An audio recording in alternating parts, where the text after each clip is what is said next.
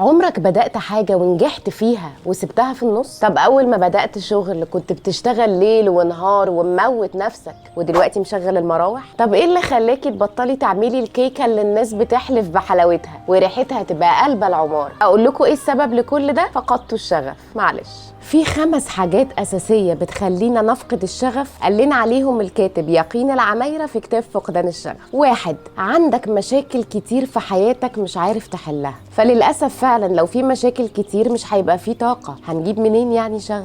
2، التكرار أو الروتين الممل اللي انت على طول ماشي عليه. ما هو انت لو بقالك 10 سنين بتعمل نفس الحاجة في حياتك، تصحى الصبح تروح نفس الشغلانة، تقابل نفس الناس، تشتغل نفس الشغل، ومطلوب منك يبقى عندك شغف، ازاي يعني؟ مفيش جديد، مفيش اكشن. 3، الرفاهية الزيادة عند بعض الناس، ساعات الحاجة من كتر ما هي بتيجي سهلة بيبقى خلاص ما عندناش اصلا شغف لحاجة ان احنا نعملها، مفيش سعي. 4، المسؤولية عن حاجة انت اصلا مش عايز تبقى مسؤول عنها. ما هو انت ما تروحش تشتغل شغلانة انت كارهها وبتعملها اصلا بالعافية ومش طايق الناس اللي فيها، وبعدين تستغرب قوي ان انت ما عندكش شغف. طب ما انت هتجيبه منين وانت اصلا ما عندكش نفس؟ 5، الاحباط نتيجة فشل، يعني احيانا بتبقى حابب اللي انت بتعمله جدا وبعدين تفشل في تحقيق حاجات معينة. يعني انت بتحب شغلك قوي وكنت عامل حسابك انك هتترقى بس ما ترقتش. حتى في العلاقات انت ممكن تكوني بتحبي الراجل اللي معاكي قوي، بس من كتر ما انت بتعملي حاجات انت حاسه ان انت فشلتي انك تخليه ان هو يحبك بالطريقه اللي انت عايزاها، فبتفقدي الشغف في النص وبتبطلي بقى تعملي اي حاجه. كل ده بيسبب فقدان الشغف اللي بيخليك منعزل، مش عايز تعمل اي حاجه جديده ولا تغير اي حاجه في حياتك، بيخليك حاسس كده انك ما عندكش طاقه لا تبتدي ولا تكمل حاجه انت ابتديتها اصلا.